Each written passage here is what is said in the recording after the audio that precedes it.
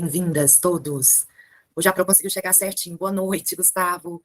Tudo bem? Ludmila, Alana, o José Augusto, Ananias, todo mundo firme e forte, hein? Camila, querida, a Sara, o Pedro, Maria Clara, seja bem-vinda.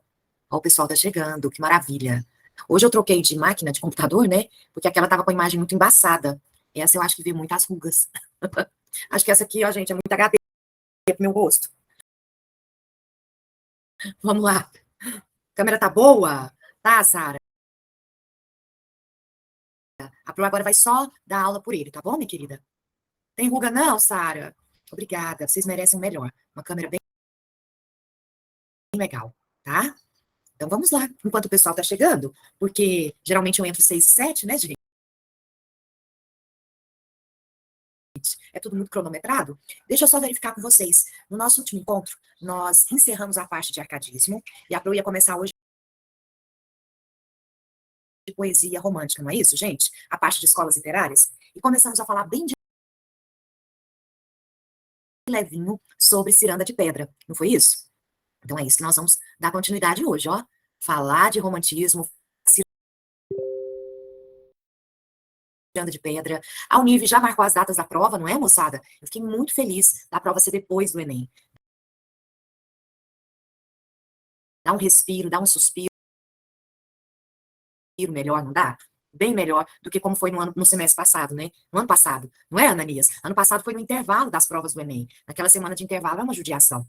Então teremos todo o tempo do mundo, gente. Ó, são 4 obras, fizemos 2. Então nós temos 2 para ser feita, e as 2 pesadas, para ser feita com muito detalhe, com muito tempo. Vai render pra caramba, certo? Uma coisa que eu queria comentar com vocês é que vocês me solicitaram uma lista com funções de linguagem, figuras de linguagem. A Pro disponibilizou a lista, a Carol, que é meu braço direito e esquerdo aí, né, nessa parte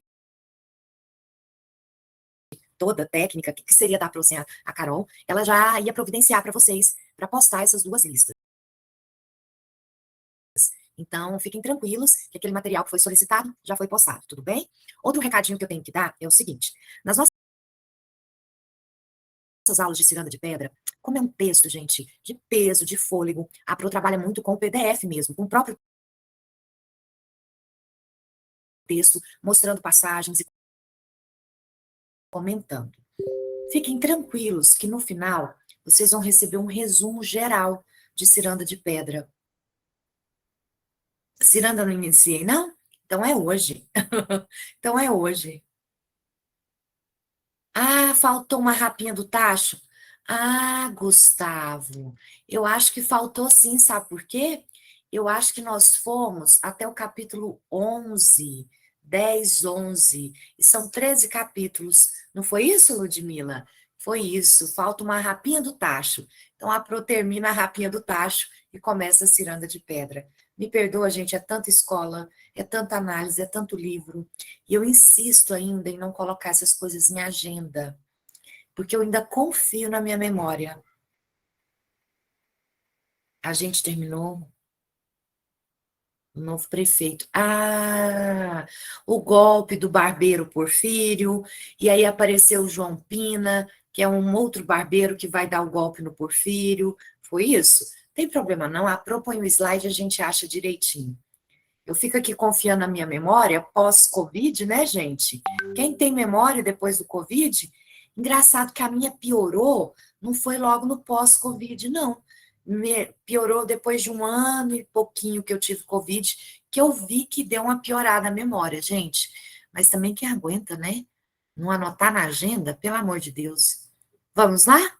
Vamos começar? Então vamos lá. Começando. Olha só, meus amores.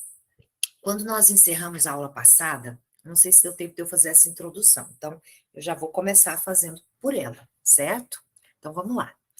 Vocês, quando estudam romantismo, existem algumas datas que são muito importantes para o romantismo.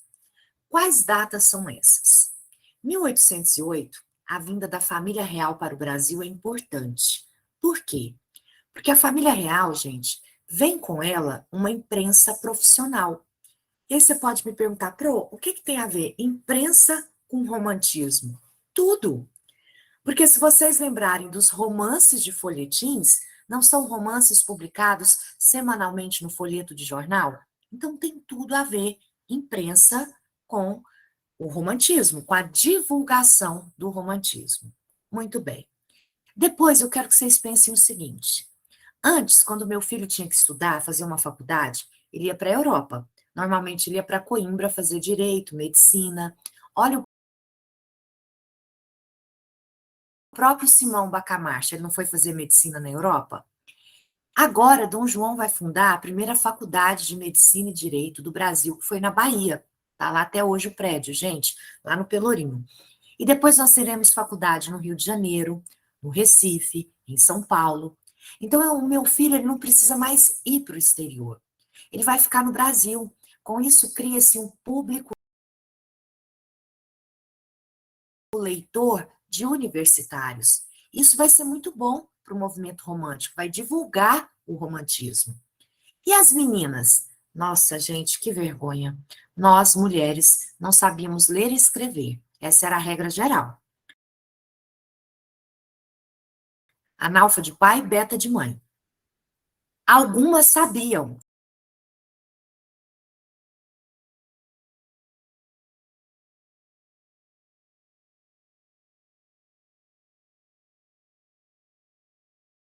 Que eram aquelas moças mais abastadas, que a família contratava uma preceptora,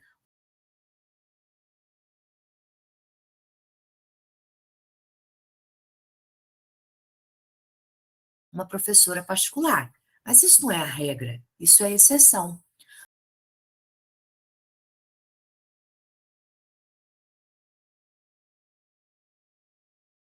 Dom João vai fundar no Rio de Janeiro as primeiras escolas régias,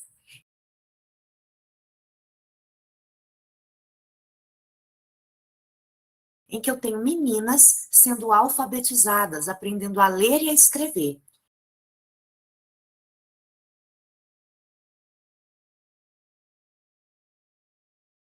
E aí eu pergunto para vocês, será que o público leitor feminino vai ser importante para divulgar o romantismo? Imagina, por exemplo, obras como A Moreninha, Senhora, Iracema. Gente, isso fez muito sucesso com o público feminino. Então, sem sombra de dúvidas, mulheres lendo ajuda a divulgar o movimento romântico. Logo depois, se você pensar em 1822, nós temos a independência do Brasil. E é preciso criar no povo brasileiro, gente, orgulho de ser brasileiro. Só que para eu ter orgulho de ser brasileiro, eu tenho que olhar para trás e ver um passado histórico e heróico. E deu ruim, sabe por quê? Porque nós fomos descobertos em 1500. Estamos em 1822, tem pouco tempo. Não tivemos Idade Média, não tivemos Rei Arthur, não tivemos Cavaleiros da Távola Redonda. Tudo bem, não tivemos. Então vamos criar esse passado histórico e heróico. Vamos criar a figura desse herói nacional. E aí que entra a figura do índio, tão importante no movimento romântico. O índio será eleito o nosso herói nacional. Então, eu posso dizer que a independência contribui muito para esse primeiro momento do movimento romântico. Esse sentimento nacionalista, ele advém muito dessa independência do Brasil. Ok. Terceira data importante. Então, a primeira foi 1808, vinda da família real. A segunda, 1822. E a terceira é a que a Pro vai falar agora, 1836. Pro, por que essa data é importante? Que é quando inicia o romantismo no Brasil. E para quem gosta de anotar, galera, o romantismo inicia com a poesia. Em 1836, um poeta chamado Gonçalves de Magalhães publica uma obra chamada Suspiros Poéticos e Saudades. Repito, Suspiros Poéticos e Saudades. Olha que nome bonito. O autor é Gonçalves de Magalhães, o poeta Gonçalves de Magalhães. É essa obra que inaugura o romantismo no Brasil. Mas aí vem uma quarta data importante, 1844, que é quando inicia a prosa romântica. Gente, aí o negócio pipocou, aí o negócio ficou chique. O romantismo está bombando geral. A prosa romântica começa com a publicação de uma obra chamada A Moreninha, Joaquim Manuel de Macedo, em 1844. A Moreninha, Joaquim Manuel de Macedo, ok? 1844. E a última data importante aqui para o romantismo é o ano de 1881, porque é o ano do fim do romantismo. É o ano que Machado de Assis publica Memórias Póstumas de Brás Cubas. É o ano que a galera que leu Brás Cubas falou: para o mundo que eu quero descer. Isso não é mais romantismo, isso é uma outra coisa. Que outra coisa é essa, meu povo? Realismo. É o marco do realismo no Brasil. Então, só recapitulando, existem algumas datas que são importantes para o movimento romântico no Brasil. 1808, vinda da família real.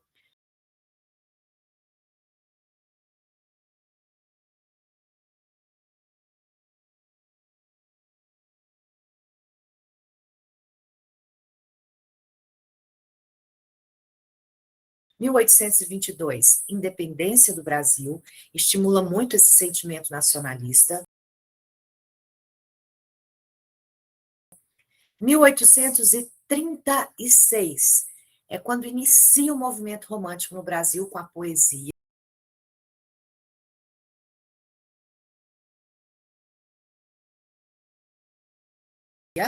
Com a publicação de Suspiros Poéticos e Saudades, do Gonçalves de Magalhães. 1844 é quando inicia a prosa romântica, que fez muito sucesso.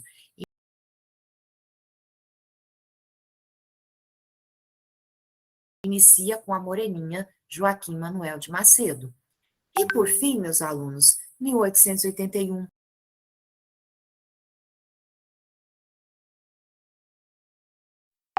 Que é o final do romantismo, porque agora eu tenho Machado de Assis na jogada, ok? Isso é só uma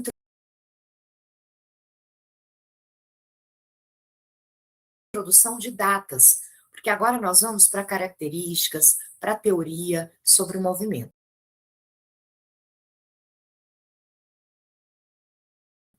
Nesse primeiro momento, na nossa aula hoje, nós vamos estudar a poesia.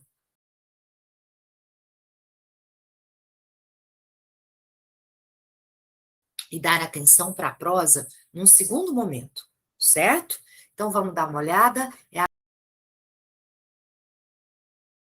Agora que a Pro vai compartilhar o material dela com vocês, tá bom?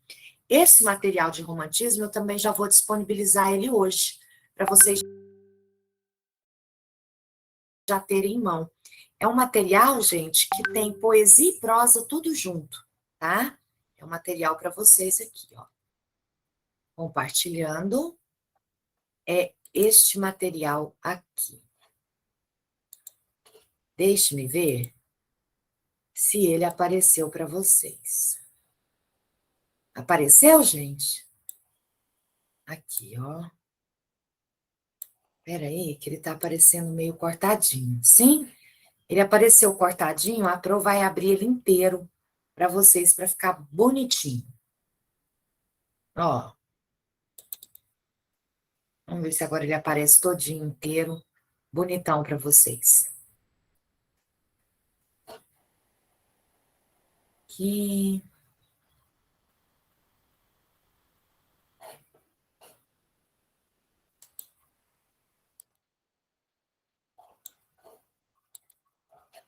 Isso tá aparecendo bonitão?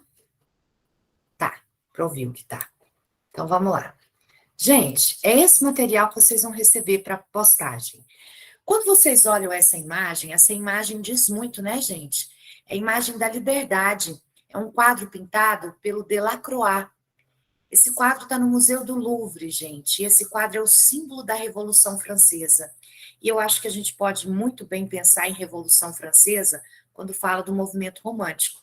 Porque é neste contexto de Revolução Francesa que o romantismo está acontecendo na França, nascendo ali na Alemanha, com o Goethe, com as cartas, né, do jovem Werther, perdão, os sofrimentos do jovem Werther.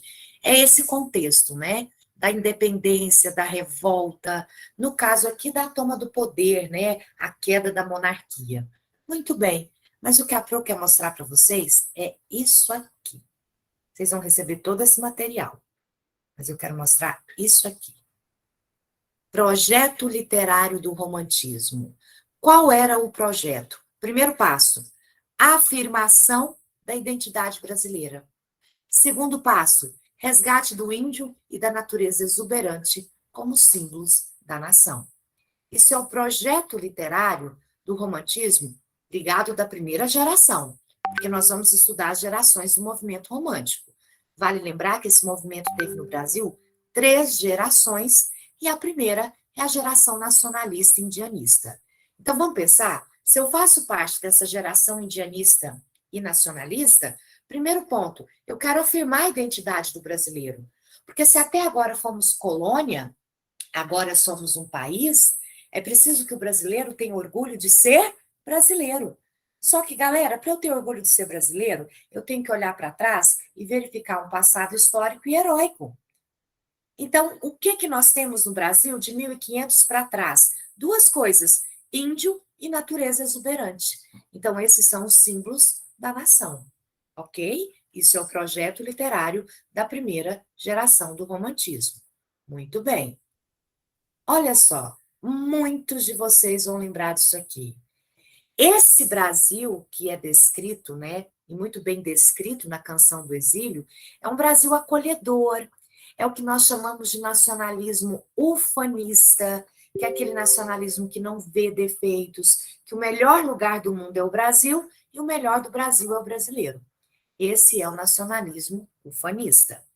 Aqui nós temos a famosa Canção do Exílio, que é um clássico do Gonçalves Dias. E sobre o Gonçalves Dias, a Pro quer trocar uma ideia com vocês.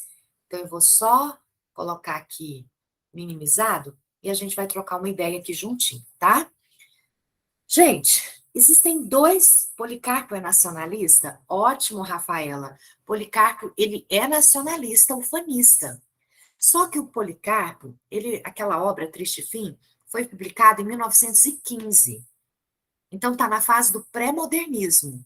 E eu, Lima Barreto, ao criar esse personagem, eu estou fazendo uma crítica a esse a esse romantismo ufanista, a esse nacionalismo ufanista, né? Não romantismo, mas esse nacionalismo ufanista. Por isso que a sua pergunta é muito pertinente. Porque quando você estuda Triste Fim de Policarpo Quaresma, você tem que pensar o seguinte: vai caracterizar cada geração do romantismo, primeira e segunda, ou vai ser mais geral o contexto? Características, a Pro passa primeira, segunda e terceira. Rapidex na nossa aula de hoje. O que eu quero que vocês percebam? O índio, ele é moldado na forma de um herói medieval? Sim, Josiele, ele tem corpo de índio, mas a essência dele é de um cavaleiro medieval. O nosso índio é um lord inglês, ele é um príncipe, tá? O corpo é de índio, mas a essência dele não. Quando a colega pergunta sobre o Policarpo, por que a Pro quer dar uma atenção especial a essa pergunta da colega? Esse ano completa-se 100 anos da morte de Lima Barreto. Data fechada, que a gente chama de data comemorativa. E você fala, que beleza, comemorar a morte.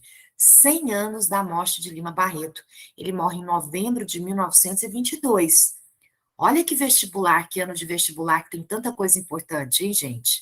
Vale a pena dar uma atenção. Por que eu quero que vocês tomem cuidado com isso? O Policarpo, ele é nacionalista ufanista, como romântico. Só que, ao criar esse personagem, o Lima Barreto estou construindo uma crítica. Tanto é que o personagem Policarpo Quaresma é considerado uma personagem quixotesca. Galera, sempre que eu falar que uma personagem é quixotesca, eu estou mantendo diálogo com a loucura. Eu tenho um pezinho na loucura. Eu tenho um pezinho em Don Quixote. Tudo bem? Só para amarrar a linha de raciocínio da colega, mas fiquem tranquilos que mais na frente eu volto a falar sobre isso. Quando eu mostrei a Canção do Exílio, eu quero que vocês tomem cuidado com isso aqui. Nós temos dois poetas nacionalistas de destaque, Gonçalves Dias, Gonçalves de Magalhães. O Magalhães é importante porque ele é o precursor, ele deu o pontapé inicial. Mas o mais popular e o que despenca em prova é o Gonçalves Dias, da Canção do Exílio. Tudo bem, gente? Então, por isso aqui, a minha terra tem palmeiras onde canta o sabiá, a famosa Canção do Exílio, que vocês conhecem muito bem. Vale lembrar que nessa canção, quando eu faço o comparativo de Brasil e Portugal, o Brasil sempre ganha, né? Nosso céu tem mais estrelas, nossas várzeas têm mais flores, nossos bosques têm mais vida, nossa vida mais amores. Pro, não sei porquê, mas isso me lembra alguma coisa. Tem que te lembrar mesmo, viu, gente? Um hino tem que te lembrar, certo? Na sequência, eu quero que vocês deem uma olhada nessas características da primeira geração. Então, eu tenho nacionalismo, nacionalismo ufanista, que é aquele que só vê qualidades, eu tenho a exaltação da natureza, eu tenho o índio como grande herói, e eu tenho o sentimentalismo muito presente, porque eu estou dentro do movimento romântico. É agora, gente, que eu quero resolver um problema com vocês, que é muito comum um aluno me perguntar isso em sala de aula e cair nessa esparrela. Então, deixa eu resolver essa esparrela com vocês. É comum um aluno chegar até mim e falar assim, professora, eu li Iracema, aquele livro é da primeira geração? Não. Mas é indianista, pro. Gente, a partir de hoje, nunca mais vocês vão confundir isso aqui. Subdivisão de gerações, só e somente só, para poesia. Poesia é que tem gerações. Prosa, eu tenho tipos de romance. Às vezes o aluno chega até mim e fala, pro Lucila, ô livro sofrido, é a segunda geração, né? Protagonista morre. Não, Lucila é um romance urbano. Iracema é um romance indianista. Inocência é um romance regionalista. É um texto em prosa.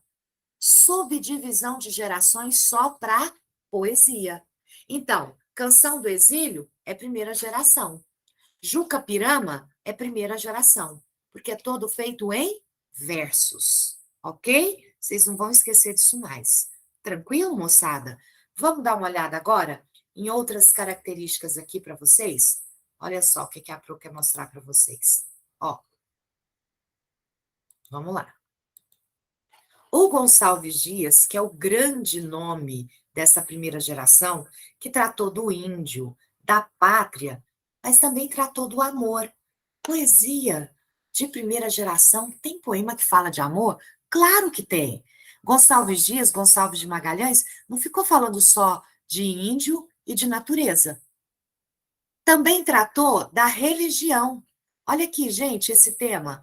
A religião também aparece no romantismo? Aparece. Só que aqui, gente, ela aparece de uma forma muito interessante. Se eu moro numa terra maravilhosa, num país maravilhoso, alguém tem que ter feito esse país, concorda? Então a religião aparece muito, gente, como uma forma de Deus, o criador dessa natureza exuberante. Então ela aparece para exaltar a natureza que já é temática, né? Posso falar do casamento, do sentimento, da idealização da mulher, não é? Então, isso aqui são temas que são abordados pelo Gonçalves Dias. Mas quando eu penso em Gonçalves Dias, qual é o carro-chefe? O índio e a pátria. Depois, o amor. Em vestibular, o que despenca? O índio e a pátria. E a mulher aqui, gente, é totalmente idealizada, pura e virginal, certo? Tranquilo até aqui. Vamos lá para a segunda geração. Dá um ok para a Pro, se está tudo bem. Posso continuar? Porque agora nós vamos para aquela geração barra pesada, né, gente? Ótimo, obrigado, meus alunos. Ó, agora eu quero que vocês deem uma olhada nisso aqui. Olha essa imagem, gente. Essa imagem remete o quê a vocês? Professor, é um burguês, pela roupa, é um ambiente frio, tem a névoa, ele está sozinho, isolado. É esse o contexto da segunda geração. É a geração que vai cantar o amor e a morte. Claro, com muito exagero comportamental. Amor, morte. Isso é a grande temática da segunda geração. Então, vamos dar uma olhadinha nisso aqui, gente. Olha o que a Pro colocou aqui. Ao contrário da poesia da primeira geração, agora os poetas estão voltados para si e não para a busca da identidade nacional. Não é à toa, gente, que essa geração é extremamente egocêntrica, ela é egóica.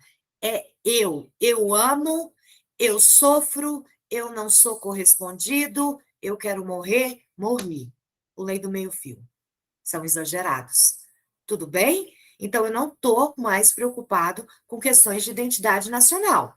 Eu estou preocupado comigo, com a minha dor.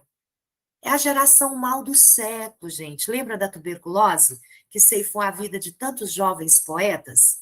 O pessimismo, a atração pela noite, pelo soturno, pelo vício, pela bebida, pela morte, temas macabros e satânicos.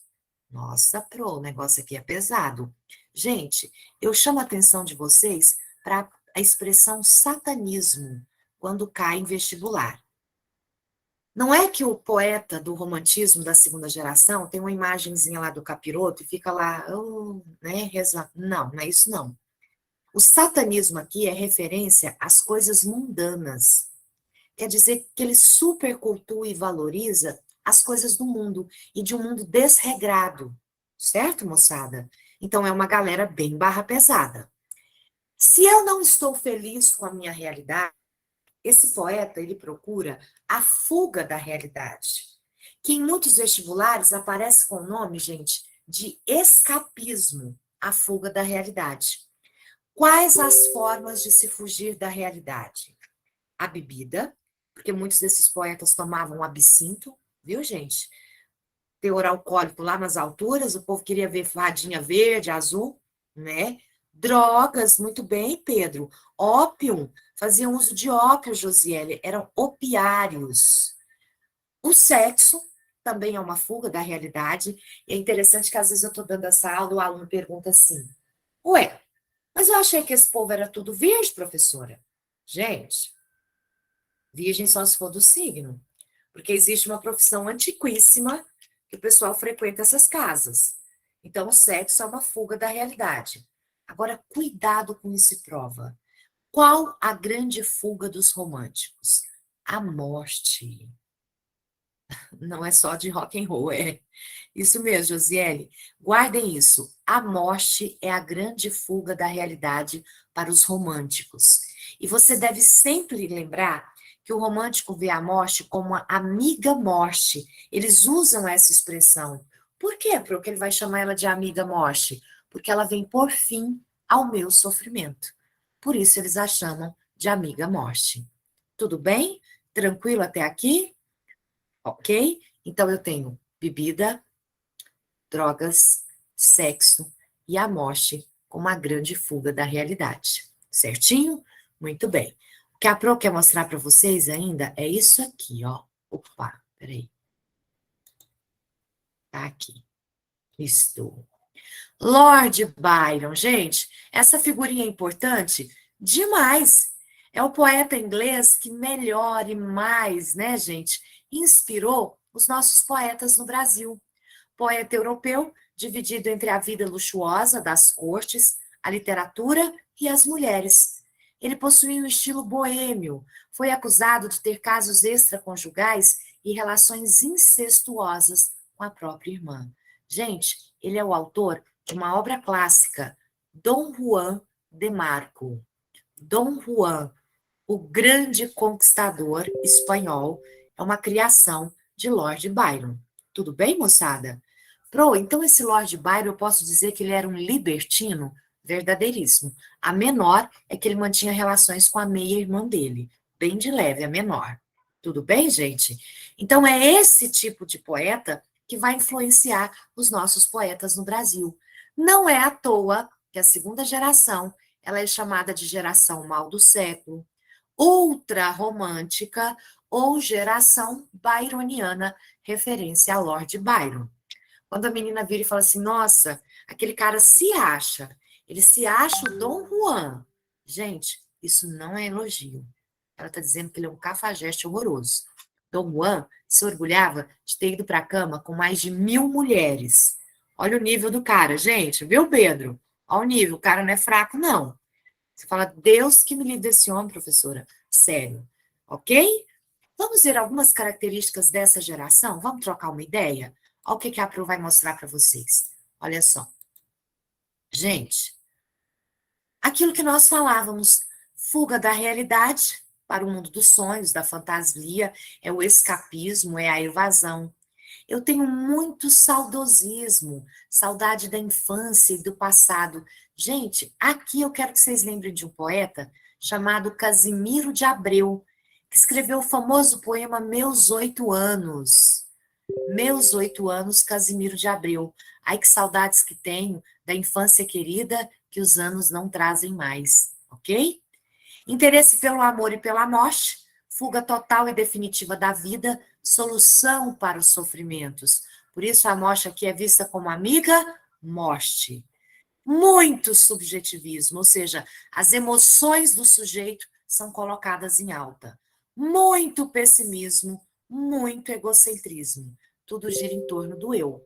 O sentimento de solidão ele é muito cultuado. A mulher é extremamente idealizada, é o ser virginal, etéreo. Gente, o etéreo está ali no meio da coisa do fantasmagórico, sabe? Eu não toco. As poesias do Álvares de Azevedo, o amor ele acontece de duas formas. Ou a mulher está morta, ou ele está dormindo, é só um sonho. Tudo bem, gente? Gosto pela noite, pela natureza sombria, sarcasmo, ironia, atração pelos vícios, temas macabros e satânicos. Pro, você falou ou a mulher está morta? Como assim? É porque alguns textos do Álvares de Azevedo, a necrofilia ficou sugerida. Pelo amor de Deus, olha a expressão que a Pro está usando. Fica sugerida. Jamais você vai colocar numa prova aí de canetão, segunda fase, Álvares de Azevedo, porra louca, comia defunto. Pelo amor de Deus, gente, é sugerido. Quer um exemplo disso? Um conto chamado... A Sara está aqui, credo. Sou Fieri. Noite na taverna, Gustavo. Isso mesmo. Agora que a Pro vai falar do Álvares de Azevedo, é a hora que a gente toca em Noite na Taverna. Nem morto o povo tem paz, né, Rafaela? Gente, sem sombra de dúvidas, o grande nome da segunda geração, esse, Josiele, que a moça pula no mar, é do simbolismo. É o poema Esmalha. Esmalha queria a lua do céu, queria a lua do mar. Não é? É esse aí, Esmalha, Alfonso de Guimarães. Aqui, moçada, no Álvares de Azevedo, eu quero que vocês tomem cuidado com um detalhe importante. Ele escreveu poesia, por isso que ele é o grande poeta da segunda geração, mas ele também escreveu textos em prosa. Ele escreveu um livro de contos chamado Noite na Taverna, e ele escreveu um teatro chamado Macário, ok? Então, Lira dos 20 anos, poesia, Noite na Taverna, contos, e uma peça teatral chamada Macário. Não é à toa que Lira dos 20 anos é o grande livro da segunda geração, né? Ele vai morrer muito cedo, com 20 anos e 7 meses de idade. Então, gente, é muito cedo, não é? Então, aí já dá para perceber o quanto esse poeta, se tivesse vivido mais, teria produzido muito, muito mais. Só que eu quero que vocês tomem cuidado com peguinha no Enem. Peguinha de prova. Pro, dentro desse livro Noite na Taverna, todos os poemas mantêm o mesmo padrão temático? Falam do amor, mas de diferentes formas. O livro é dividido em 3 partes, o livro Noite na Taverna. Então, eu tenho a primeira e a segunda parte, perdão, a primeira e a terceira parte, que é o Álvares de sempre, tradicional, romântico e sonhador. Massa. Mas a segunda parte de Noite na Taverna, perdão, de Lira dos 20 anos, é uma exceção. É quando eu vejo um Álvares irônico e debochado, ridicularizando o próprio movimento romântico do qual ele faz parte. Então, eu vou repetir. Olha só. Sara, 3 obras. Na poesia, Lira dos 20 anos. Contos, Noite na Taverna. Teatro, uma peça chamada Macário. E o livro Noite na Taverna é dividido em 3 partes. A primeira e a terceira parte é o Álvares de sempre, que está todo mundo acostumado. Bem romântico, bem exagerado. A segunda parte de Noite na Taverna é um Álvares de exceção. É um Álvares muito irônico e muito debochado. E a Pro vai mostrar um poeminha aqui para vocês verem. Agora aqui, Rapidex, online, ó. Poema. Não é o Pica-Flor, gente. É o Namoro a Cavalo. Namoro a Cavalo. Olha só, isso aqui é um clássico. Isso aqui cai em vestibular para o aluno ficar chocado mesmo. O aluno vai falar, gente, que diacho é isso aqui? Olha o que a Pro vai compartilhar com vocês aqui, ó. Eu vou aumentar para ver se vai ficar bom. Não, vai ficar ruim. Deixa eu pegar ele por aqui para ver se ele fica melhor. Pequeno. Então, nós vamos vê-lo por aqui mesmo, ó, gente. Por aqui. Eu vou colocar ele mais claro, que vai ficar melhor. Isso. Gente, olha um clássico do Álvares de Azevedo que você vai falar, o que é isso? Eu moro em Catumbi, mas a desgraça que rege minha vida malfadada, pois lá no fim da Rua do Catete, minha Dulcineia namorada. Então, logo na primeira estrofe, ele reclama que ele mora no subúrbio e ela mora na Zona Sul. Aí ele vai dizer, alugo 3.000 réis por uma tarde, um cavalo de trote que esparrela, só para erguer meus olhos suspirando a minha namorada na janela. Todo o meu ordenado, ou seja, o meu salário, vai-se em flores e em lindas folhas de papel bordado, onde eu escrevo trêmulo amoroso, algum verso bonito, mas furtado. Morro pela menina. Junto dela, nem ouso suspirar de acanhamento. Se ela quisesse, eu acabava a história, como toda a comédia, em casamento. Lembrando que toda a comédia romântica terminava com casamento. Ontem tinha chovido, que desgraça. Eu ia a trote inglesa, ardendo em chama, mas lá vai-se não, quando uma carroça, minhas roupas tafuís, encheu de lama. Tafuí, gente, é terno de linho branco. Imagina ele indo e passa uma carroça em alta velocidade e dá um banho de lama nele. Eu não desanimei. Se Don Quixote, no Rocinante, erguendo a larga espada, nunca voltou de medo, eu, mais valente, fui mesmo sujo, ver a namorada. Gente, ter como padrão Don Quixote já não é legal. Mas eis que no passar pelo sobrado, onde habita nas lojas minha bela, por ver-me tão lodoso, ela, irritada, bateu-me sobre as ventas a janela. O cavalo ignorante de namoro, entre dentes, tomou a bofetada. Arrepia-se, pula e dá-me um tombo, com pernas para o ar sobre a calçada. Dei ao diabo os namoros, escovado, ou seja, irritado, meu chapéu que sofrera no pagode, ou seja, sofrera na queda, dei de pernas corrido e cabisbaixo e berrando de raiva como um bode. Circunstância agravante? A calça inglesa rasgou-se no cair de meio a meio. O sangue pelas ventas me corria, em paga do amoroso devaneio. Gente, conhecem esse poema? Namoro a Cavalo? Vocês conhecem ele? Dá um ok. Conhecia? Quem conhecia? Não, Josiele. O que vocês acharam, gente? Esse é o Álvares tradicional que a gente está acostumado? Não, Amanda. Nossa, então foi muito importante eu passar esse poema, porque ele cai muito. A Josiele, coitado. Moçada, esse é o Álvares de exceção, que eu quero que vocês saibam que existe. É o Álvares criticando o próprio movimento romântico, do qual ele faz parte. Mas essa minha fala não é uma regra do Álvares, é uma exceção de Álvares de Azevedo. Fechou? Tranquilo? E agora, Pro, o que você vai mostrar para nós? Eu quero mostrar para vocês isso aqui. É aqui que o bicho pega. Então, vamos lá.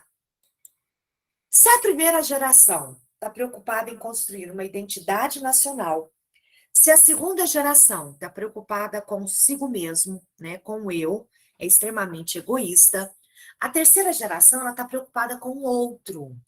Por isso que ela é conhecida como geração condoreira, ou geração crítica social, ou geração hugoana, meus alunos, porque é uma referência a Vitor Hugo, o autor dos Miseráveis. Tudo bem? Hugoana. Condoreirismo por conta do condor, do pássaro, pássaro dos Andes, a liberdade. Gente, é a geração que se preocupou com questões sociais. É a geração de caráter abolicionista. Tudo bem? Olha só o projeto literário dessa geração. É uma poesia engajada. Denunciar por meio da poesia as injustiças sociais. A intenção de atingir um público maior. Os poemas são declamados em praças, saraus e teatro. Gente, a intenção é falar cada vez mais alto, para que todo mundo na praça possa escutar a denúncia que eu me proponho a fazer. Certo? Qual é o grande nome da terceira geração? O grande poeta e o que cai em prova, moçada? Castro Alves, sem sombra de dúvidas. Gente, o Castro Alves, ele é de Salvador, Bahia. E o Castro Alves, ele faz uma poesia, gente, muito aguerrida. Existem dois poemas, né, que viraram obras, porque são extensos, do Castro Alves, que são muito conhecidos, que é Vozes da África e Navio Negreiro. Navio Negreiro é o queridinho de prova, é o que mais cai em prova. Olha esse trecho de Navio Negreiro que está aqui de laranja, gente. Senhor Deus dos desgraçados, dizei-me vós, Senhor Deus, se é loucura, se é verdade, tanto horror perante os céus? Ó mar, por que não apagas com a esponja de tuas ondas o teu manto, do teu manto este borrão? Então, mar, por que você não vem com as ondas e afunda esses navios negreiros? Limpa o mar de navios negreiros. Astros, noites, tempestades, rolai das imensidades, varrei os mares, tufão. Olha a referência aos escravos. São os filhos do deserto, onde a terra esposa a luz, onde vive em campo aberto a tribo dos homens nus. São os guerreiros ousados que com os tigres mosqueados combatem na solidão. Ontem, simples, fortes, bravos. Hoje, míseros escravos, sem luz, sem ar, sem razão. Por que eles estão sem luz, sem ar? Eles estão no porão do navio. E sem razão, traduzindo, sem direitos. Ok? Esse outro trecho, eu gostaria que muito vocês observassem esse nome aqui, essa palavra, dantesco. Porque se você vê esse trecho no Enem, gente, esse trecho é o que mais cai em vestibular. Você vai lembrar pela expressão dantesco. Quando eu digo era um sonho dantesco, quer dizer que é um pesadelo, que é algo terrível. Porque quando eu penso em Dante, eu penso na Divina Comédia, e a parte que mais ficou conhecida e teve maior valorização foi o inferno de Dante. Então, se eu digo que algo é um sonho dantesco, não é um sonho, meus alunos, é um pesadelo. O que o capitão do navio gostava de fazer à noite? Depois do jantar, ele ia para a parte superior do navio, tombadilho, e os escravos eram trazidos, acorrentados, para serem açoitados na frente dele. Isso era o divertimento do capitão do navio. Era um sonho dantesco, o tombadilho, que das luzernas a vermelho brilho, em sangue a se banhar. Tinir de ferros, estalar de açoite, legiões de homens negros como a noite, horrendos a dançar. Negras mulheres suspendendo as tetas, magras crianças cujas bocas pretas regam o sangue das mães. Essas mulheres desciam, gente, e amamentavam seus filhos. Então a criança sentia o gosto do leite e do sangue. Outras moças, mas nuas e espantadas, no turbilhão de espectros arrastradas, em ânsia e mágoa vãs. Então eu tenho mulheres apanhando, eu tenho moças. Essas moças vinham nuas, assustadas, andavam como fantasmas, ó, se arrastavam, ó, espectro, fantasma.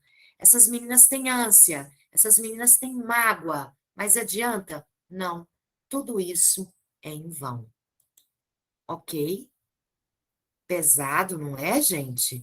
Muito pesado esse trecho de Navio Negreiro. Muito pesado, Sara. Sara, logo abaixo desse trecho, ele vai falar assim que alguns homens embruteciam, outros riam enquanto apanhavam. E é muito comum o aluno falar assim, mas por que tá rindo? E eu sempre falo para os meus alunos que rir demais também é desespero, né? Então, é muito forte. Navio Negreiro é terrível. Dá nojo, não dá? É, Ana, é verdade. Gente, ela não é uma poesia de denúncia. Ela não é uma poesia de engajamento social. É uma poesia, gente, se colocassem brancos na pele de negros, talvez a escravidão não teria existido. É verdade, Rafaela. E o que nos envergonha muito é até hoje o racismo ser uma questão, não só no Brasil, quanto no mundo. Isso é lamentável, né? Quando a gente vê que os anos passam, mas parece que a sociedade está atravancada. Ela não vai, ela não caminha, ela não evolui, né? Eu acredito muito na geração de vocês, na geração dos filhos de vocês. Eu espero muito, sabe, gente? Porque a gente tem que esperar que melhore, né? Muito racista. Quem discorda não precisa dizer muita coisa. Sim, Rafaela, extremamente racista. Quem vira e fala assim, ah, não tem racismo no Brasil. Oi? Como não? Né? Eu falo até, gente, por uma área que também me envolve, né? Porque o direito também me envolveu. Eu fiz letras primeiro, depois eu fiz o direito. E no direito eu via muito isso, né? A justiça tem cor. Infelizmente, no nosso país, a justiça tem cor, né? Tranquilo até aqui, meu povo? Vocês podem citar, até como repertório, gente, Navio Negreiro numa redação, certo? A denúncia em pleno século XIX. Então, é uma poesia para ser lida em voz alta, para que todos escutem. O Castro Alves, ele não podia ver um banquinho, gente, que ele subia no banquinho e começava a declamar. É verdade, Dariel. Olha que interessante, Josuele. É verdade. Um aluno comentou isso comigo. É verdade. Tranquilo até aqui? Podemos caminhar? Dar sequência agora ao fim do Alienista e o início de Ciranda de Pedra? Valeu a pena ter dado esse geral na poesia romântica, galera? Valeu a pena? Deu para relembrar muita coisa? E esse material vai ficar com vocês também, certo? Então a Pro já vai compartilhar o nosso Simão Bacamarte para a gente encerrar essa parte do Alienista. Deixa a Pro colocar aqui o nosso alienista já atualizado.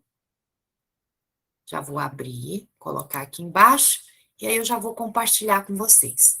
Então, vamos compartilhar. Ó, tela cheia, compartilhar. Vamos lá, então. Começando o nosso compartilhamento. Gente, que delícia que choveu, né? Queria ter comentado isso no início da aula. Que maravilha, gente. Outro nível, meu Deus. Não é? Outro nível. Bom para mimir. É, Rafa. Olha só. Aqui eu vou fechar isso aqui. E aqui eu já vou colocar no ponto. Gente, ó, nós vimos capítulo 1, Torrente de Loucos, que é o capítulo que a Casa Verde vai virar uma povoação, vai encher. Vimos que Dona Evarista está de saco cheio de ser viúva de marido vivo, tanto que ele sugere a ela uma viagem, mostra a ela que eles estão podres de ricos, e ela vai dizer para ele, Deus sabe o que faz. Vimos a teoria nova do Simão. Quem são os loucos? Qual é a definição de louco? Louco é aquele que tem algum desvio de comportamento. São é aquele que não tem absolutamente nenhum desvio de comportamento. Se tiver um, é considerado louco. Nós vimos isso. Depois nós vimos que a partir dessa teoria, gente, aí é que a Casa Verde vai lotar. E foi quando a Pro falou do episódio do Costa, aquele rapaz que foi considerado perdulário, que perdeu dinheiro, que dava dinheiro para todo mundo, que não recebia, e que quando ele foi preso, a prima foi defendê-lo, dizendo que ele era vítima de uma praga que foi jogada no tio que faleceu. Quando a prima vai defender o Costa, a prima também é presa na Casa Verde. Muito bem. Na sequência, gente, outra coisa, vale lembrar que a dona Evarista volta do Rio de Janeiro, o padre chega a procurá-la, ó, Simão, não sei não, tá prendendo geral. E a resposta dela é ótima, eu confio no meu marido. Se ele falar que uma pessoa é louca, ela é louca. Depois vimos que começou uma rebelião. Ora, gente, a Casa Verde está lotada, não é? Tanto é que eu tenho aqui um grupo que vai até a Câmara dos Vereadores, liderado pelo barbeiro Porfírio, para pedir o quê, gente? O fim da instituição e a cabeça do Simão Bacamarte. Vale a pena lembrar que os vereadores sempre apoiam o Simão, porque eles são os representantes da elite. Só um vereador apoiou o barbeiro, que é o Sebastião Freitas, é aquele que vai dizer que a Casa Verde é a Bastilha da razão humana. Esse vai apoiar o Porfírio. E aí, meus caros, é quando o Porfírio foi até a Casa Verde, agora com uma multidão, liderando aí 300 manifestantes. Quando a coisa estava para explodir, é quando entra em cena o grupo de dragões, que são soldados do governo, que chegaram no local para deter os revoltosos, deter a rebelião, certo? O inesperado. Gente, só quero confirmar isso aqui. Nós vimos o inesperado, que é quando os dragões mudam de lado, ficam do lado do povo. Deixa eu ver. Sim? Vimos. Ótimo. E além disso, eu tenho o quê, gente, no inesperado também? Eu tenho o barbeiro Porfírio, que vai dar um golpe na cidade, não é isso, gente? Ele vai destituir a Câmara dos Vereadores, vai virar o palácio do governo, e ele vai dizer o quê? Que ele é o protetor da vila, em nome de Sua Majestade e do povo. Ó, que cara de pau. Depois nós temos o barbeiro, gente, morrendo de medo. Perdão, barbeiro não. O boticário morrendo de medo. Por quê? Porque se eu sou o braço direito do Simão e as pessoas querem a cabeça do Simão, o próximo será eu. Por isso que ele vai ser o vira-folha, por isso que ele vai trocar de lado e vai declarar o seu apoio à nova administração. Vimos os dois lindos casos? Esse capítulo é maravilhoso. Vimos? A Pro não está enxergando. Não? Então é esse. Ele é ótimo. Atenção, moçada. O que que acontece? Deixa eu refrescar a sua memória. Quando o Porfírio estava na porta da casa do Simão e que o quebra-quebra ia começar, vocês vão lembrar que o Porfírio falou o seguinte, ó, deixemos a Casa Verde, amanhã eu cuido desse assunto. Partamos para a Câmara dos Vereadores. É quando ele dá o golpe. O capítulo 9 é o dia seguinte. O que que acontece? Cedinho, o barbeiro Porfírio vai até a casa do Simão. E o Simão, galera, ele tá pronto para se entregar. O Simão vai falar, ó, quer saber de uma coisa? Pode fazer o que você quiser, pode me prender, mas eu só te peço uma coisa. Eu não quero assistir à demolição da Casa Verde. Vai ser muito triste, muito doído para mim, eu não quero ver isso. Ok. Só que aí, gente, o leitor se surpreende. O Porfírio vai falar: não, meu amigo, mas quem está falando em destruir a Casa Verde? Eu vim aqui te propor um acordo. Qual acordo? Você vai soltar aí meia dúzia de loucos só para atender o apelo popular. E você vai mostrar que você me apoia. Com isso, você pode continuar com a Casa Verde, com as suas internações, não terá problema. O que eu proponho é uma aliança. Gente, quem apoia o barbeiro? O povão. Quem apoia Simão? A elite. Se eu faço um acordo com Simão, eu terei apoio da elite e do povão. Quando ele fala isso, gente, ele fala, ó, tudo que ele é cara de pau, ele vira e fala assim, ó, já bastam os 11 mortos e 25 feridos durante a revolta. A hora que o leitor fala, gente, eu nem sabia que isso aconteceu desse jeito. E aí o Simão fica muito impressionado com esse saldo, né? 11 mortos e 25 feridos. E o Simão fala assim, ó, eu quero que você me dê um tempo. Vamos fazer o seguinte? Me dá 5 dias, uma semana que eu vou pensar. Gente, quando o barbeiro vira as costas, o Simão diz assim, 2 lindos casos de insanidade. Qual que é o primeiro caso? O próprio barbeiro, que muda as convicções o quê? Abruptamente. Ó, que cínico. Mudou. Depois, o segundo caso, gente, da própria população revoltosa, que levou à morte cidadãos inocentes. O que é que vocês percebam, gente? O Simão fica indignado com a galera. Como assim? O povo morreu, né? São 2 lindos casos de insanidade. O do barbeiro, o primeiro eu concordo, né, Josiele? Super. O do barbeiro e o do povo, que chegou a arriscar a própria vida por conta desse ideal. Gente, o Machado de Assis, estou achando que o insano é o Simão. Pedro, você não está errado, meu querido. O Machado de Assis, nessa passagem, ele faz uma crítica ao jogo político. Ele mostra como é o jogo político. Ontem eu chamei o Simão de indigno. Ontem eu queria a cabeça do Simão. Hoje, né, Lucas? Como me convém, me é oportuno, eu quero estabelecer laços com o Simão. Eu quero uma aliança. Professor, e o povo? O povo colocou o Porfírio como líder para defender os seus direitos, mas Porfírio está defendendo os direitos pessoais dele. O povo? O povo se ferrou, gente. Não sempre foi. Não é novidade. Não é, Lucas? Então, dane-se o povo. Eu quero agora resolver as minhas questões. São as minhas demandas que importam. Certo? Ok? Muito bem. Na sequência, olha o que nós temos aqui, ó.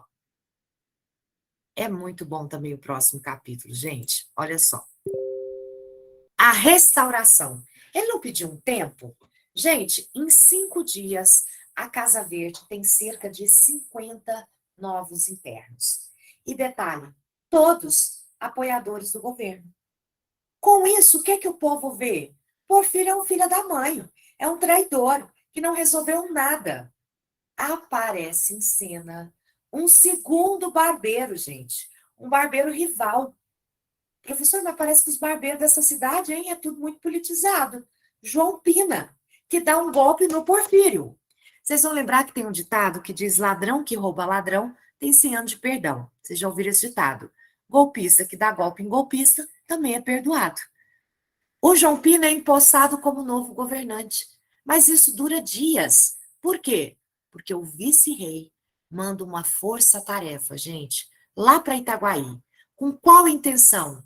Restaurar a ordem tradicional. Qual é a ordem tradicional? A Câmara dos Vereadores. A Câmara volta a funcionar e o Simão, gente, que já era poderoso, ficou muito mais. E agora ele vai internar os seus desafetos na Casa Verde. Barbeiro Porfírio, internado como louco. Vereador Sebastião Freitas, o que falou da Bastilha, da razão, louco. Boticário Crispim, vira folha, louco. E aí, gente, a coleta de loucos na rua não parava. Qualquer caso de mentira, fofoca, vício, era argumento para internação. Olha só, é a hora que o aluno fala, Deus que me livre, gente. Pode nem fazer uma fofoquinha, professora? Gente, e sabe qual que é o ponto alto desse final desse capítulo? A mulher do Simão, ela voltou do Rio muito diferente. Vaidosa, né? Ela preocupa com vestidos, com joias, com bailes. E no dia seguinte, haveria um baile. Isso, Lucas, ela só preocupa com vestido. E aí ela está em dúvida se ela vai usar um colar de âmbar ou de esmeralda. E o Simão fala, ó, qualquer um, os dois são muito bonitos. O Simão vai dormir, ela também vai dormir. Só que ele acorda na madrugada, que ele passa a mão na cama, cadê a mulher dele? Não está lá, não. E ele vê o closet iluminado. Ele vai até lá. E ele flagra a mulher dele já com o vestido do baile, 1h30 da manhã, experimentando os colares para ver qual colar combina mais com tal vestido. Quando ele vê essa cena, ele não pensa duas vezes. Ih, tá maluca, tá doida. Eu vou internar a Evarista. Professor, e qual é o problema da Evarista?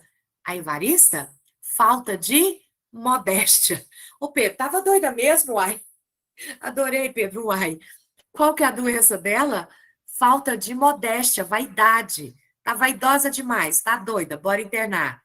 Dona Evarista foi internada na Casa Verde, ok? Mas agora nós vamos ter uma reviravolta muito importante na nossa história. Gente, o capítulo 11 ele é muito importante. O que que o Simão faz? Olha a linha de raciocínio dele. Ele pensa assim, gente, se ser louco é ter algum desvio de comportamento, e a Casa Verde está lotada, que não cabe mais gente, e a rua está cheia de loucos, essa minha teoria não está legal. Ah, vai ver que o normal é ter algum desvio de comportamento. Então, olha o que que ele faz, gente. Para o espanto geral, o alienista redigiu um ofício à Câmara, afirmando que soltaria todos os loucos do hospício. Por quê, Pro? Porque agora ele tem uma nova teoria. O médico conclui que a loucura real estaria naqueles que possuem uma estabilidade psicológica absoluta. Como é que é, Pro? Louco agora é aquela pessoa sensata, equilibrada e estável. Esse é o louco. Normal é ter algum desvio de comportamento. Gente, quando ele abre a porta dessa Casa Verde, o povo sai. Vocês precisam ver que alegria na cidade. É uma festa, é uma comemoração. Todo mundo feliz. Tudo bem, gente? Todo mundo feliz. Mas ninguém prestou muito atenção nessa nova definição de loucura.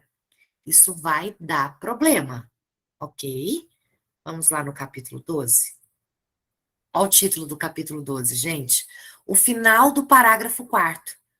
No parágrafo 4º do ofício de Simão, estava o novo conceito de loucura, que seria tratada na Casa Verde. Qual é o novo conceito?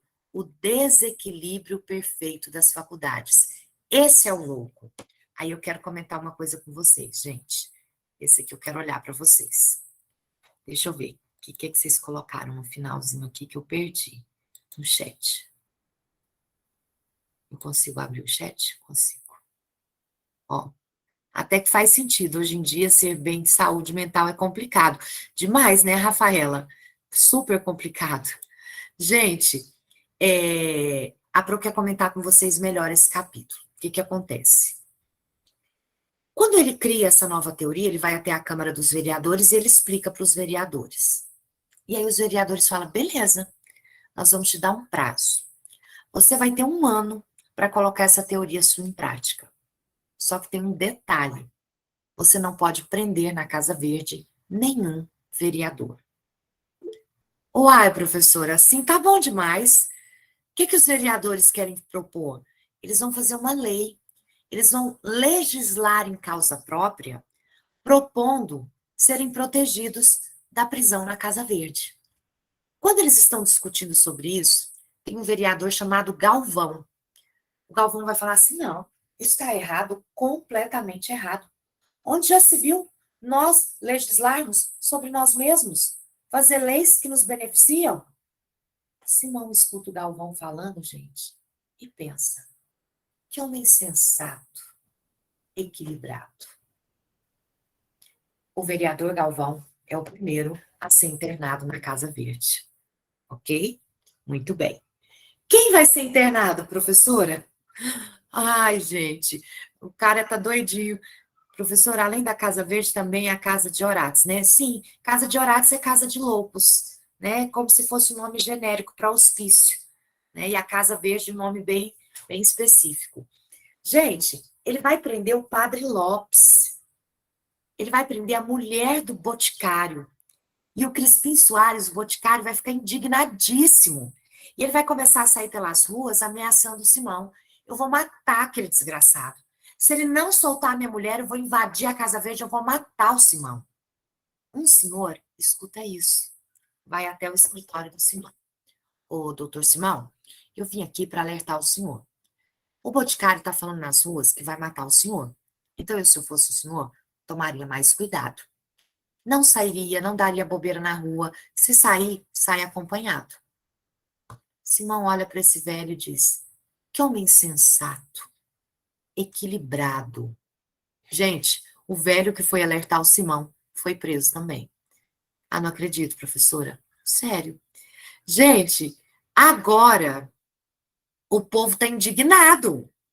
Por quê? Ora, porque pessoas visivelmente muito equilibradas estão presas na Casa Verde. Então, os familiares dessas pessoas, e nós teremos 18 pessoas presas na Casa Verde agora, vocês veem que reduziu bastante, né? Porque o normal é ter desvio de comportamento, então tá todo mundo ok, né? O sensato é que é exceção. Eu tenho 18 pessoas presas na Casa Verde. E aí, moçada, a galera vai falar com o barbeiro Porfírio. Porfírio, viemos aqui propor uma nova revolta. Encabeça o movimento que a gente vai te apoiar. Vamos destruir a Casa Verde. Porfírio fala, eu? Eu tô fora. Aquilo ali é mal roubada, né? Isso, ele não quer se envolver. E ele ainda fala assim, olha, eu quase pus tudo a perder, seduzido pelo poder. Eu tô fora. Gente, essa história chegou no ouvido de Simão. E Simão vai dizer, Porfírio tá sensato, né? Equilibrado. Conclusão, Porfírio é preso na Casa Verde. Professor, então o Porfírio é preso 2 vezes, aplicando as 2 teorias. Louco é todo aquele que tem algum desvio de comportamento, e depois louco é o que é sensato e equilibrado. Ok? Tranquilo? Eduarda, véi, ele vai ficar doido. É, Pedro. E agora, Pro? Chegamos na reta final. Estamos no capítulo 12. O que vai acontecer? Gente, olha só. Isso aqui é o que a Pro falou agora. Último capítulo. Plus ultra. É uma expressão em latim, gente, para dizer mais além. Então, vem mais coisas aqui, ok?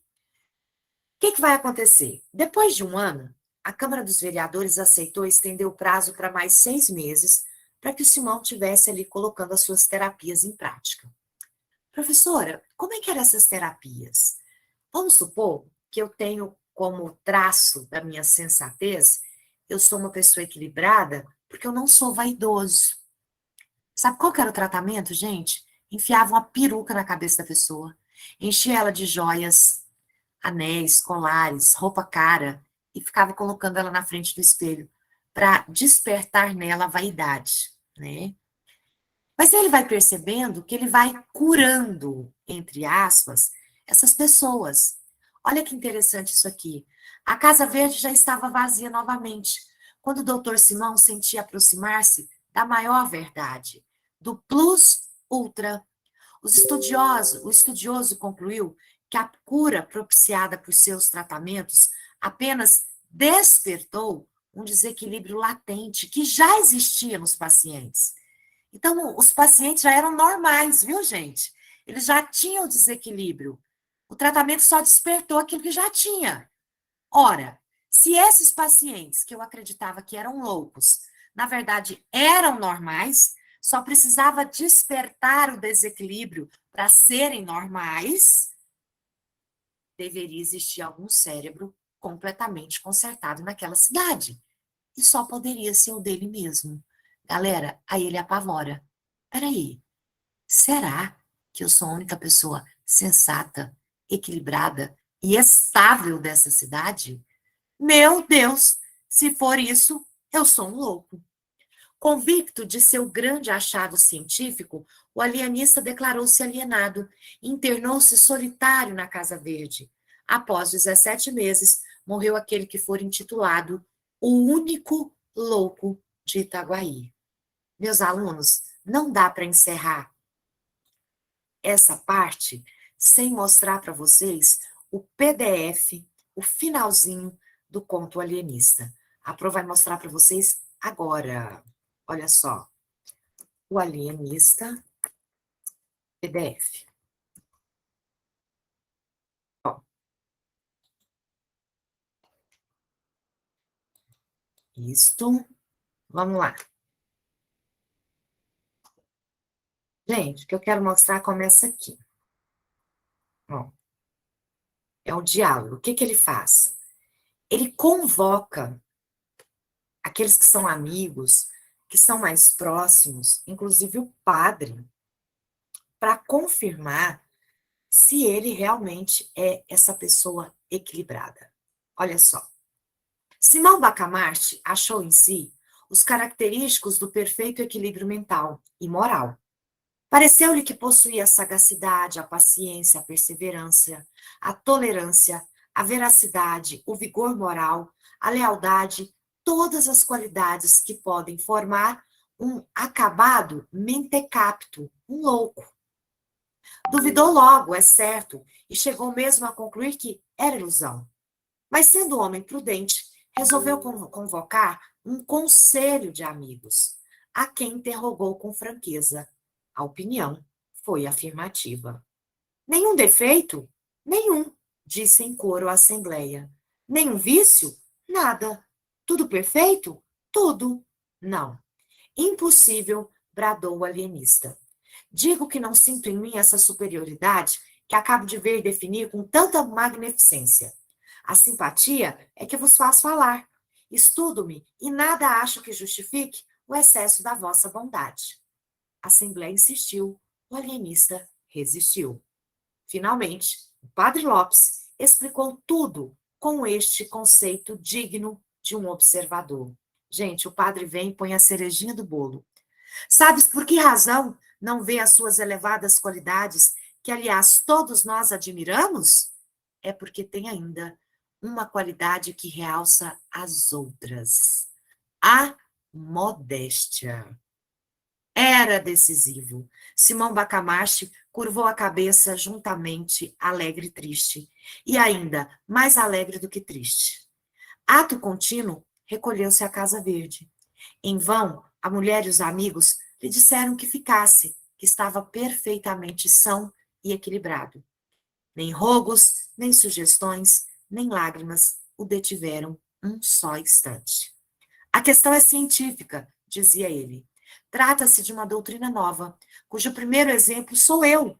Reúno em mim mesmo a teoria e a prática. Simão, Simão, meu amor, dizia-lhe a esposa, com o rosto lavado em lágrimas. Mas o ilustre médico, com os olhos acesos da convicção científica, trancou os ouvidos da saudade da mulher e brandamente a repeliu. Fechada a porta da Casa Verde, entregou-se ao estudo e à cura de si mesmo. Cuidado com isso aqui, isso é uma coisa que pode aparecer lá no nível, ó, para você verificar se é verdadeiro ou falso.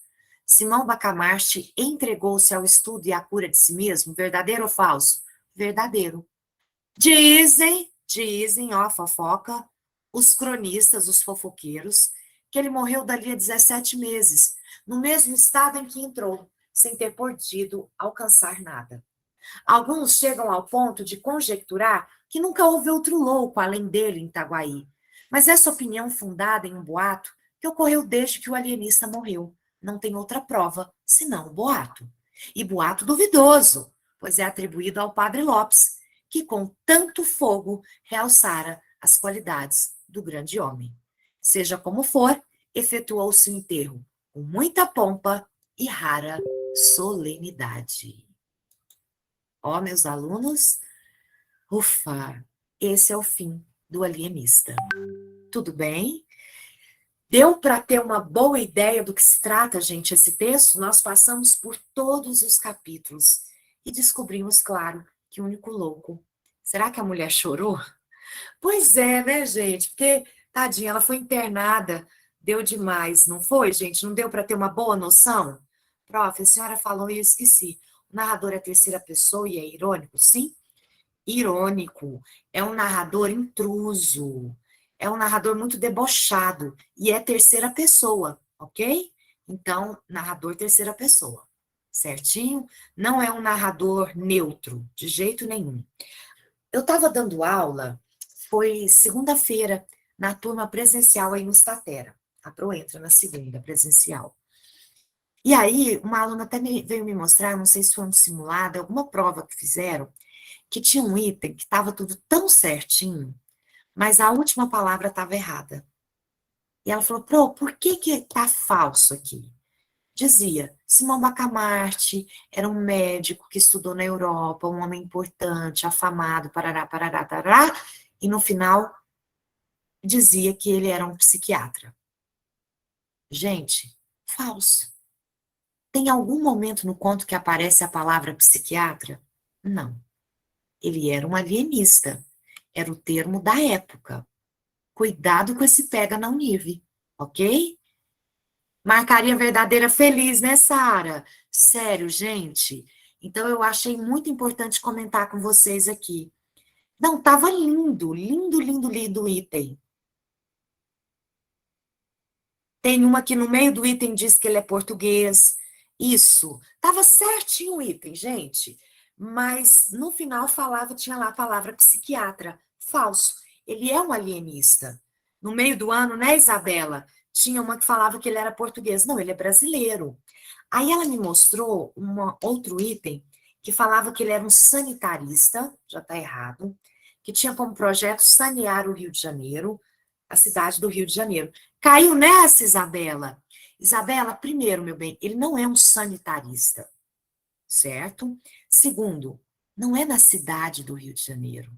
A história toda se passa em Itaguaí, interior do Rio de Janeiro. Foi no simulado, não é, Gustavo? Gustavo, você não caiu nessa, não? Vocês lembraram que a cidade é Itaguaí? Não caiu, né, Gustavo? Ótimo. Não é cidade do Rio de Janeiro, ok? Tranquilo, meus alunos? Podemos esticar o pezinho, dar tchau para o século XIX, para o alienista, e nós vamos colocar o pezinho com tudo na terceira fase do modernismo. Bye, bye, né, Lucas? Como dizem os franceses, au revoir, né? Vamos lá, então? Gente, olha só. Quando nós estudamos, revoada, nossa senhora, revoada, gente, quando nós estudamos, a Josiane ainda não, Lígia Fagundes Telles, que é a autora que nós vamos estudar, prof, era cidade de Itaguaí ou Vila de Itaguaí? Vila de Itaguaí, cidade do Rio de Janeiro, Vila de Itaguaí. Se o vestibular colocar só Itaguaí, tá ok. Se a pessoa que elaborar a questão chamar de cidade de Itaguaí também tá ok, eu acho que eles não serão preciosistas nesse ponto, não. A intenção é mais confundir Itaguaí com o Rio de Janeiro, capital, tá? Então, vamos lá. Gente, quando você estuda Lígia Fagundes Telles, ela está na terceira fase do modernismo brasileiro. Vamos relembrar algumas coisas? A primeira fase do modernismo, ela começa em 22, e ela vai de 22 até 1930. A segunda fase, que é muito intensa, que é puxada, ela vai de 1930 até 45. E a terceira fase, que é a geração da Lígia, é a geração de 45. Por que eles colocam só assim, geração de 45? Porque existe uma dificuldade em estabelecer o final da terceira geração. Tem crítico que fala que a terceira geração vai até 55, outros falam que ela vai até 60, outros falam que até hoje nós estamos vivendo a terceira geração. Quem acredita que a terceira geração já acabou, vai dizer que hoje nós estamos vivendo a literatura contemporânea, né? Eu, Mirelle, falo em literatura contemporânea hoje, não mais em terceira geração. Mas eu quero que vocês fiquem atentos a isso aqui. Em abril, acho que 1º ou 2 de abril desse ano, morre Lígia Fagundes Telles. Não é isso, gente? Poxa, não é possível que o Enem não vai cobrar, perdão, que a Univ não vai cobrar a Lígia agora, não é possível, né? E quando a Lígia morre, gente, vários jornais publicaram assim: morre a última dama do modernismo brasileiro. A terceira também é chamada de regionalista? Chamada não. Olha que pergunta legal. Quando você estuda segunda geração do modernismo, você estuda o romance de 30, que é um romance extremamente regional, né? É quando você estuda Vidas Secas, o 15, São Bernardo, Fogo Morto, Menino do Engenho, Capitães de Areia. Isso é muito regionalista, não é? Quando você sai da segunda geração e vai para a terceira, eu também tenho esses traços regionalistas. Quando você estuda Guimarães Rosa, com seu Grande Sertão Veredas, e quando você estuda João Cabral de Melo Neto, com Morte e Vida Severina. Mas eu não posso chamar assim, terceira geração, também chamada de geração regionalista. Não. É terceira geração ou geração de 45. E dentro dessa geração, eu terei alguns autores que darão continuidade ao olhar regionalista, que darão continuidade, ok? Ficou clara essa ideia? Tranquilo? Muito bem, então tá ótimo. Aí o que que acontece, gente? Se a Folha de São Paulo coloca, ó, morre a última dama do modernismo. Então é porque, de fato, hoje nós temos outras mulheres na literatura, mas que eu vou chamar de literatura contemporânea, certo? Muito bem. Hoje eu quero me atentar com vocês, primeira coisa, sobre o título, Ciranda de Pedra. A Lígia conta que ela sempre passava na frente de um casarão antigo, de o portão era de grade, uma grade imensa. Ela ficava olhando aquele casarão antigo, abandonado, ela sempre perguntava para ela mesma, gente, quem viveu aqui, né? Como é que era viver aqui? Como eram as festas nesse lugar? Ela tinha curiosidade. E certo dia, ela passando na frente do casarão, o portão estava aberto.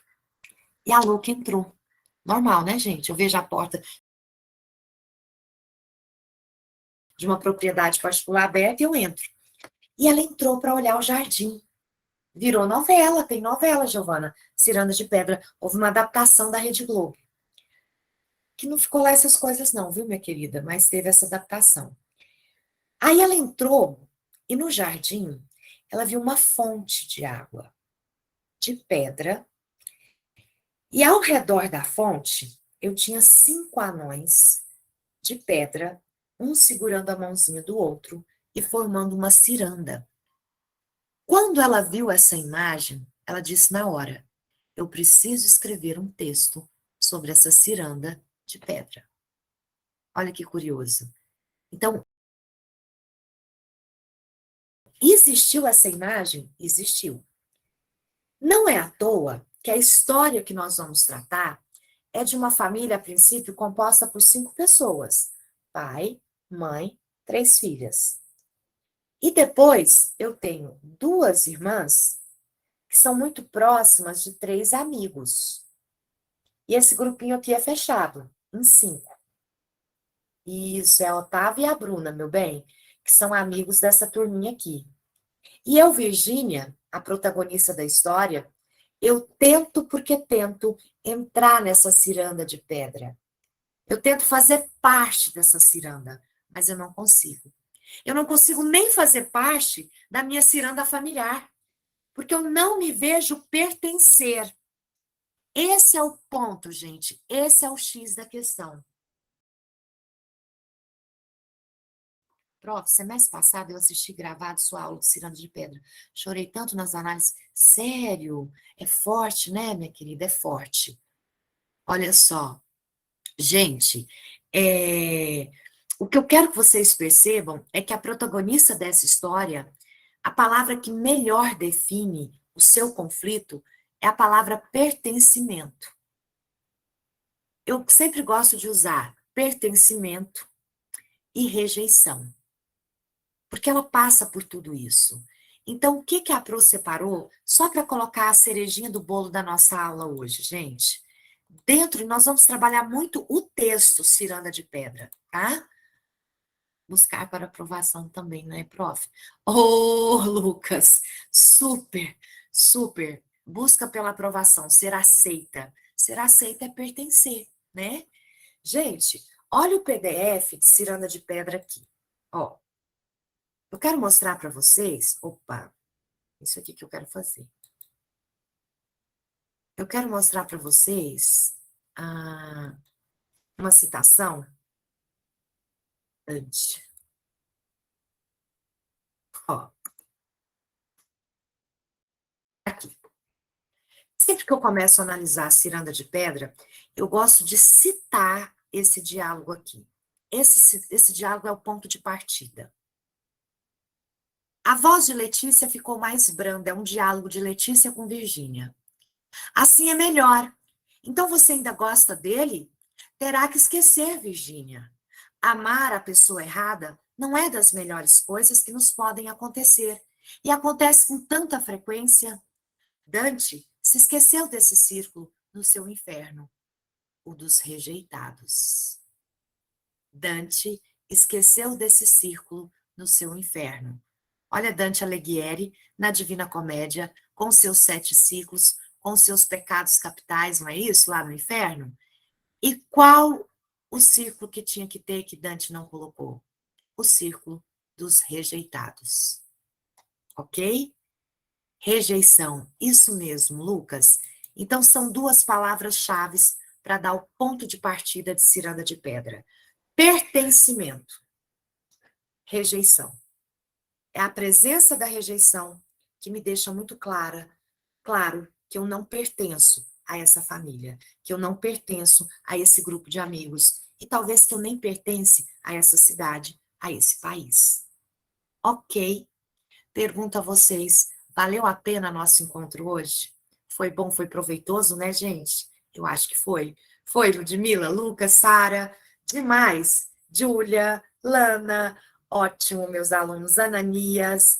Então é isso. Semana que vem mergulharemos em Ciranda de Pedra e a Pro promete que vai ser ótimo. Tudo bem? Beijinho, Pedro, Rafaela, Júlia. Fiquem todos com Deus.